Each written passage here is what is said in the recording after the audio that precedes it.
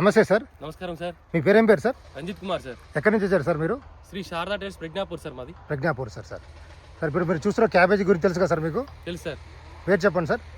నేత్ర జాహ్నవి సార్, ఇది మనది. జాహ్నవి సార్. సార్ ఇది మన దగ్గర బాలాజన్ రైతు తీసుకెళ్ళింది సార్. Okay sir.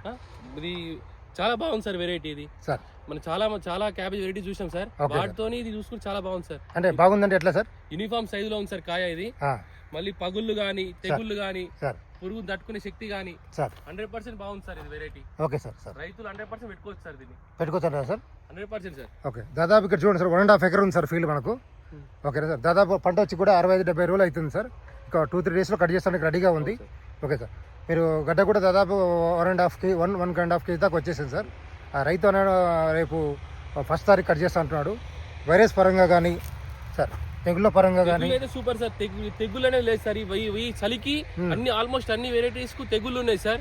ఈ ఫీడ్ లో ఒక తెగుళ్ళు ఉన్న గడ్డ లేదు సార్ దీంట్లో. Okay sir. అది మెయిన్ దీని ప్లస్ పాయింట్ సార్ ఈ సీడ్ కు. Okay sir. అంతేకాకుండా ఫీల్డ్ హోల్డింగ్ కూడా ఎక్కువ ఉంటుంది సార్. మీకు గడ్డ రెడీ అయిన తర్వాత కూడా 30 days దాకా ఉంటుంది. గడ్డ అనేది కూడా పగలకుండా ఉంటుంది. దీనివల్ల ఏంటంటే మార్కెట్లో రేట్ అప్ అండ్ డౌన్ అయినా కానీ రైతుకి ఇబ్బంది కలగదు సార్. మీకు వైరస్ తట్టుకునే గుణము, ఒకటి పురుగు తట్టుకునే గుణము సార్, గడ్డ పగలకుండా ఉండే గుణం సార్. ఇది ఈ 3 మంచి గుణాలు ఉన్నాయి కాబట్టి అందరు రైతులు పెట్టుకోవచ్చని ఆశ.